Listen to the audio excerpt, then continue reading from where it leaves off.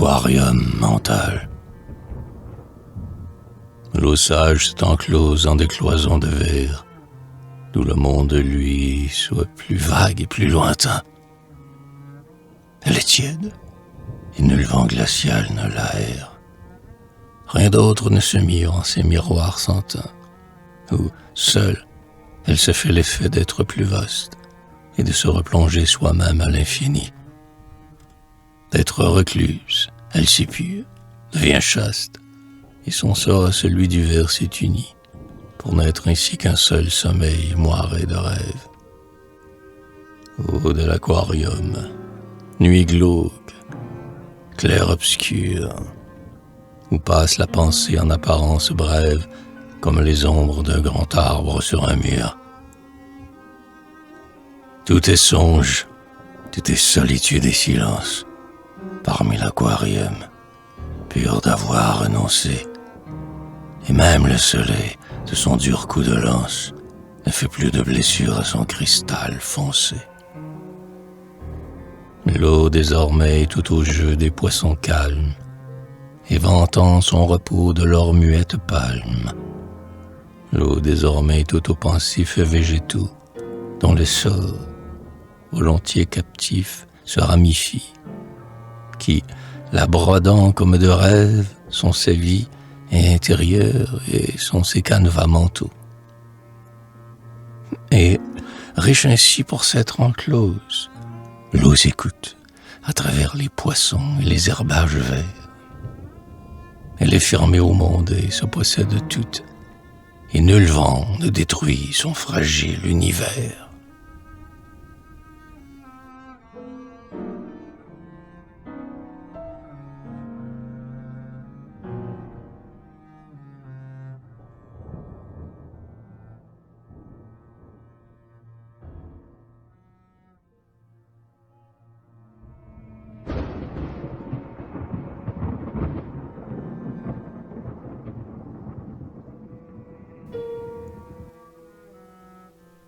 L'aquarium où le regard descend et plonge laisse voir toute l'eau, non plus en horizon, mais dans sa profondeur son infini de songes, sa vie intérieure est nue sous la cloison.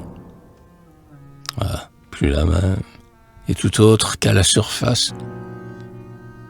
D'ordinaire l'eau veille, horizontale, au loin. On la dirait vouée à ce seul subtil soin d'être impressionnable au vent léger qui passe, de ne vouloir qu'être un clavier pour les roseaux, et ne vouloir qu'être un hamac pour les oiseaux, grâce aux mailles que font les branches réfléchir, et ne vouloir qu'être un miroir silencieux où les étoiles sont tout à coup élargies. Et surtout ne vouloir, dans son calme aux cieux, que s'orner de reflets, de couleurs accueillies, phare délayé du visage des Ophélies. 20 jeux. Ils sont la vie apparente et l'eau, une identité feinte, un vague maquillage. Mais dans l'aquarium, ça s'agit l'ovolage qui s'isole parmi des moires en halo. Le mystère est à nu, qu'on ne soupçonnait guère. C'est l'âme enfin de l'eau qui se dévoile ici, fourmillement fiévreuse le cristal transi. Zone où de gluants monstres se font la guerre. Végétation fine, herbe, perles, lueur. Et côte le poisson doucement remueur, et gravier supportant quelques roses actinies, dont on ne sait si c'est un sexe ou un bijou. Et ces bulles sans but, venant on ne sait d'où, dont se constelle et se brode l'eau trop unie, comme s'il y tombait un chapelet d'argent. Ah, tout ce que le glauque aquarium en chasse. Ici l'eau n'est pas toute salée en surface, à n'être qu'un écran de cils s'imageant. La voici, recueillie, en sa maison de verre, n'aimant plus que ce qui, dans elle, verdoie, erre, et lui fait au-dedans un univers meilleur. Ainsi mon âme, seule, et que rien n'influence, Elle est, comme en du verre, enclose en du silence, tout vouée à son spectacle intérieur, à sa sorte de vie intime et sous-marine, où des rêves ont lui dans l'eau toute argentine. Et que lui fait alors la vie? Et qu'est-ce encore, ces reflets de surface, éphémères décors?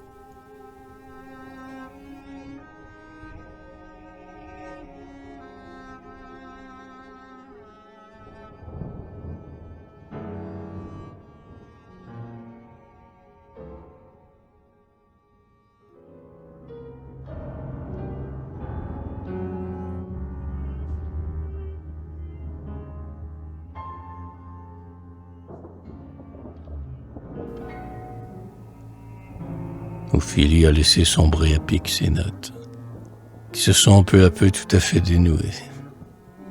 Ses yeux ouverts sur l'eau sont comme deux stigmates. Ses mains pâles sont si tristement échouées.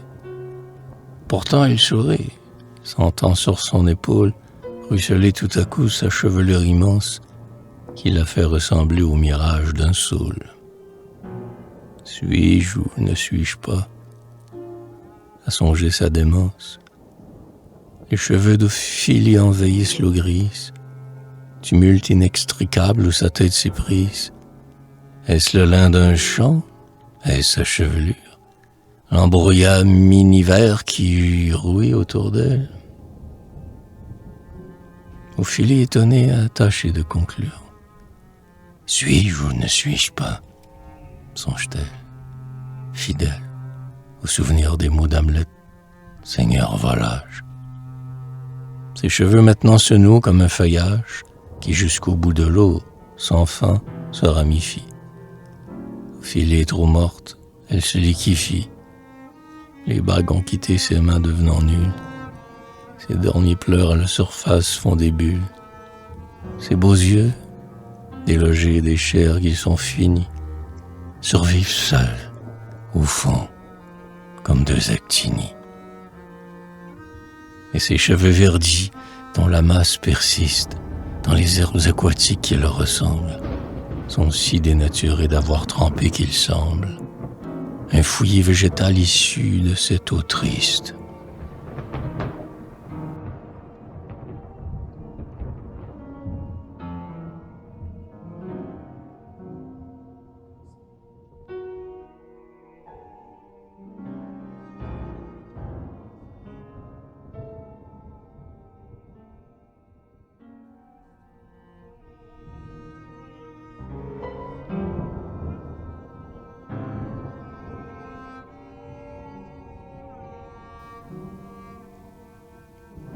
L'aquarium est si bleuâtre, si lunaire. Fenêtre d'infini, s'ouvrant sur quel jardin? Miroir d'éternité dans le ciel et le temps. Jusqu'où s'approfondit cette eau visionnaire? Et jusqu'à quel recul va-t-elle prolongeant son azur ventilé par des frissons d'argent? C'est comme une atmosphère en fleurs de cire chaude. De temps en temps, dans le silence, l'eau se brode. Ce passage d'un lent poisson entreaperçu qui vient, oblique, part, se fond, devient fluide. Puis vite effacé sur l'écran qui se vide, ébauche d'un dessin morné sur un tissu. Car le poisson s'estompe, entre dans une brume, pâlit de plus en plus, devient presque posthume, traînant comme des avirons émaciés, ses nageoires qui sont déjà tout incolores. Départ sans nul sillage, avec peine et pied, comme celui des étoiles dans les aurores. Quel charme amer ont les choses qui vont finir. Et n'est-ce pas, selon Poisson, une pensée dont notre âme c'était un moment nuancé et qui fuit, qui n'est déjà qu'un souvenir?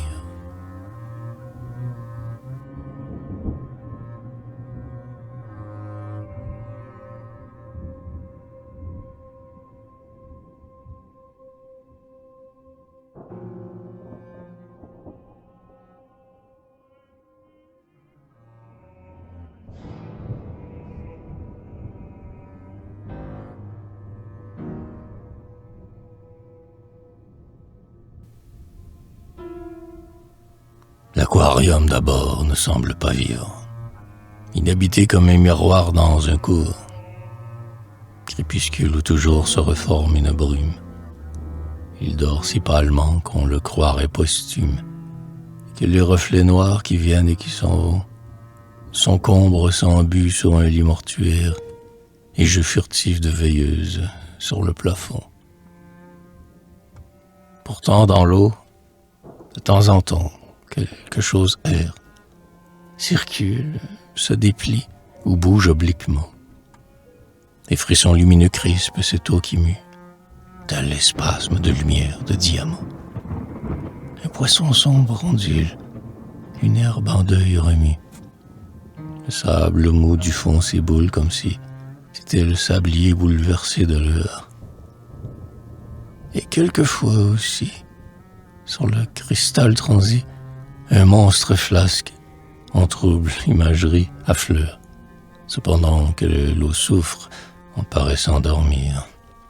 Et sans passer, dans sa morose léthargie, mille ombres dont elle ne cesse de frémir, qui font de sa surface une plaie élargie. Or, n'est-ce pas l'image du sommeil humain, où, dans l'eau du cerveau qu'on croit vide et nu, les rêves sous-marins sont sans cesse en chemin? Cette vie occulte, et qui se continue.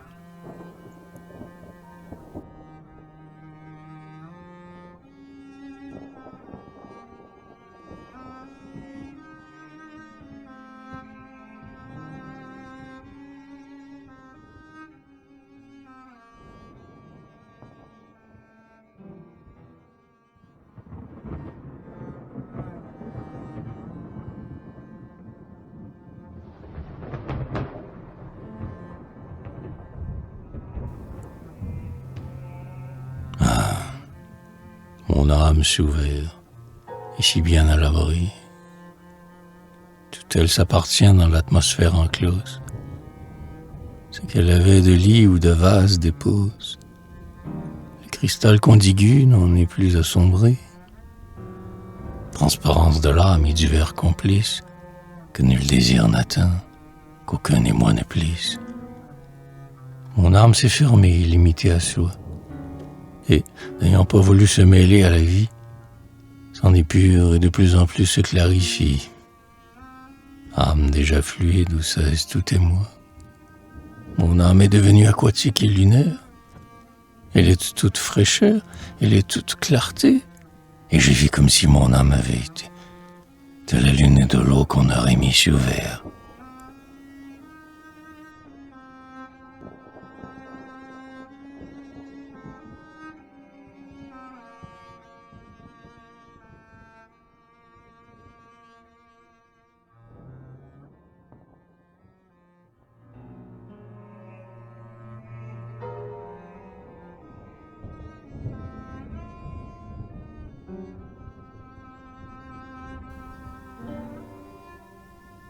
Quel léthargique aquarium somnolait là.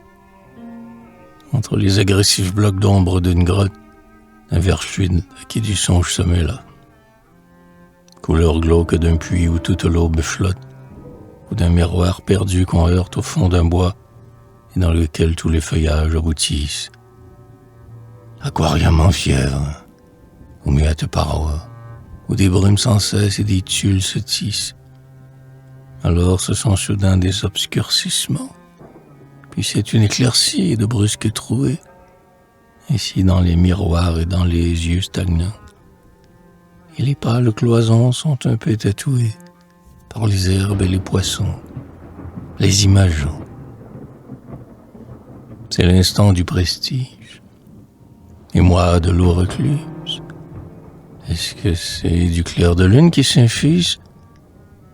Toute une vie occulte y prend un bain d'argent, dans l'enchevêtrement silencieux d'un saule, qui serait tout entier entré parmi ses toux. Remuement incessant comme dans un cerveau, clarté terne d'éclipse et d'un minuit du pôle, on voit se dérouler des lames, dirait-on, comme si ces poissons, ces herbages, ces pierres, n'étaient autres que quelques âmes prisonnières qui, captives du verre, attendent leur pardon. Des âmes s'épurant comme à demi-damnées, dans ce bassin opaque où s'exila leur sort, lieu qui n'est plus la vie, qui n'est pas la mort. Des âmes expiants qui sont condamnées à n'être ainsi qu'un minéral, qu'un végétal, ou qu'un poisson aveugle en ce muet cristal. Et l'on voit chavirer ces âmes somnambules, s'évertuant sans cesse à se sauver un peu de leur forme aviliant cet abîme bleu. Combat obscur. Et ces intermittentes bulles qui faufilent de lentes gouttes l'eau s'emplit, ne sont-ce pas des pleurs, rosées expiatoires, des âmes qui font là comme leur purgatoire, larmes montant la surface de l'oubli.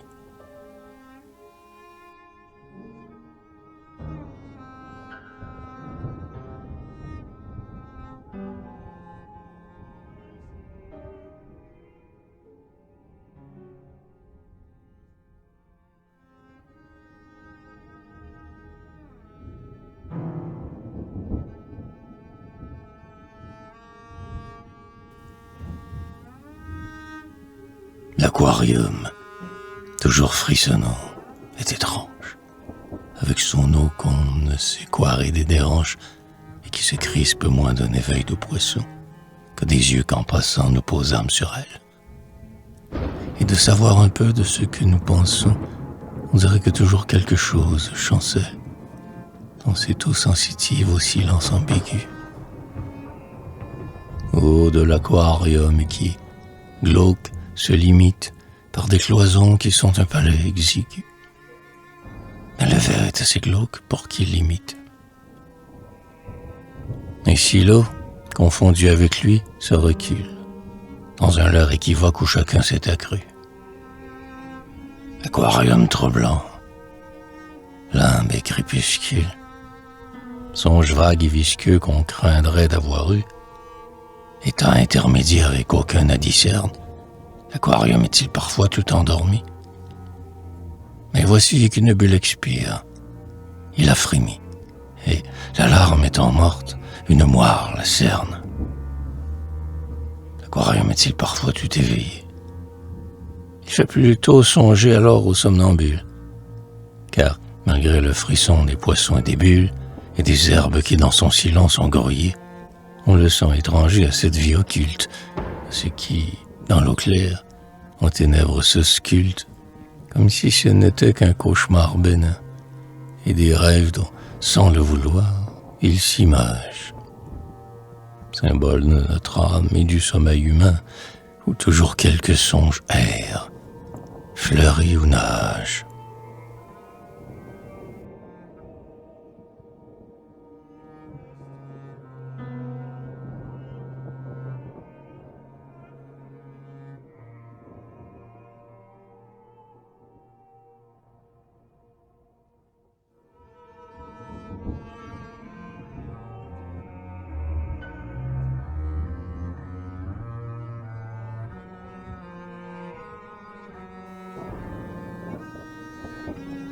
Dans l'aquarium clos songent les actinies, anémones de mer, sensitives de l'eau.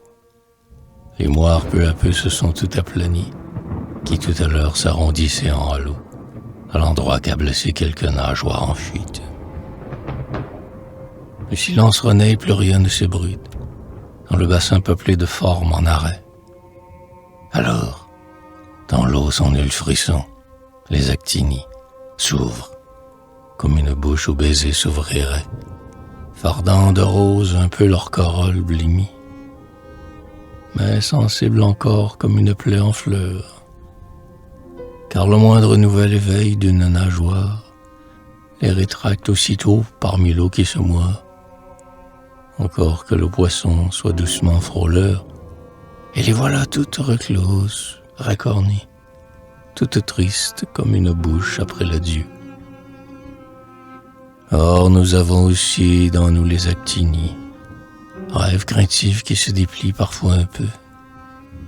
Jardin embryonnaire et comme sous-marin, fleurs rares n'émergeant que dans la solitude. Bijoux dont le silence entr'ouvre seul l'écrin. Mais combien bref, ces beaux instants de plénitude, qui sont le prix du calme et du renoncement. Car revoici toujours les nageoires bannies d'un rêve trop profane aux louches glissements, qui crispe l'au-delà mais clôt les actinies.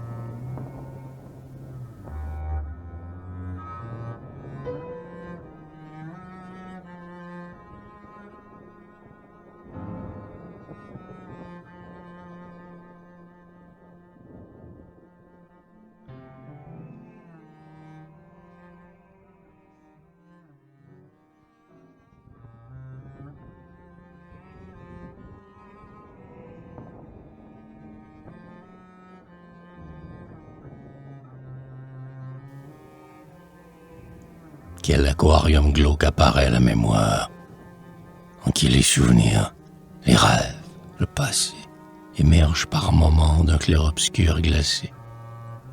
Clairière d'une grotte en deuil, liquide armoire dont les panneaux ont des ombres pour bas-relief et qui conserve en elle un peu de notre vie.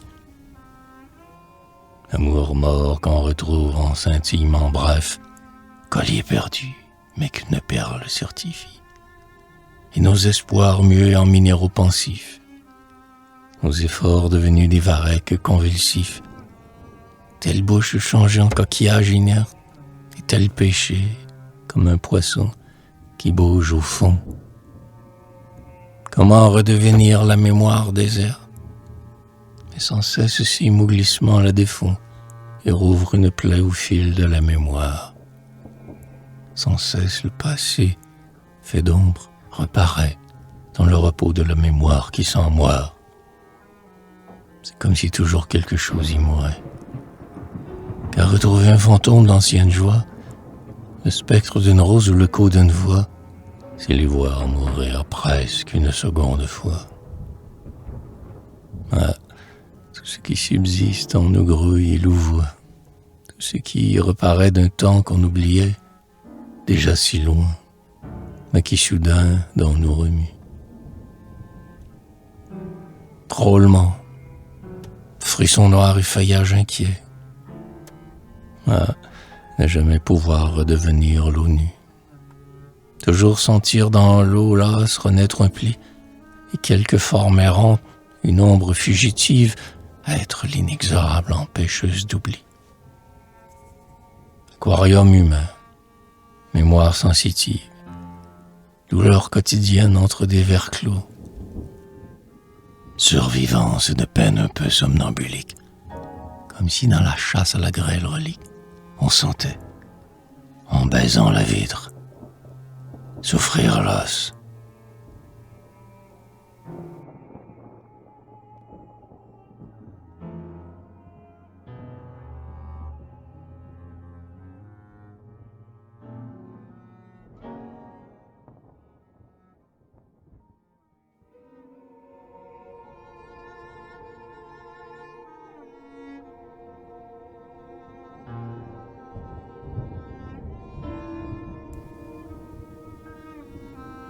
L'aquarium prend pitié les autres eaux. Le ruisseau se déchire en courant la vallée. Au râpe et aux cailloux et sans cesse s'en aller. Comme en fuite, portant les glaives des roseaux, ces glaives de douleur du cœur de l'eau docile. Le fleuve aussi s'exalte et se fatigue en vain, à s'élargir, déjà plus humain que divin. Hélas, car tout son songe intérieur vacille, de porter des vaisseaux, de réfléchir des tours, et d'être au gré de l'heure en ces vastes détours. Mais l'eau du canal n'est pas assez recluse, trop impressionnable aux nuages, au vent, au jeu de s'argenter parfois quelque écluse, qui le fait blanc comme les cygnes l'énervant. L'eau du jet d'eau surtout est trop impatiente de se grandir, de se lever comme un cimier, comme un beau vol de colombe qui s'oriente, que la lune attire en son clair colombier.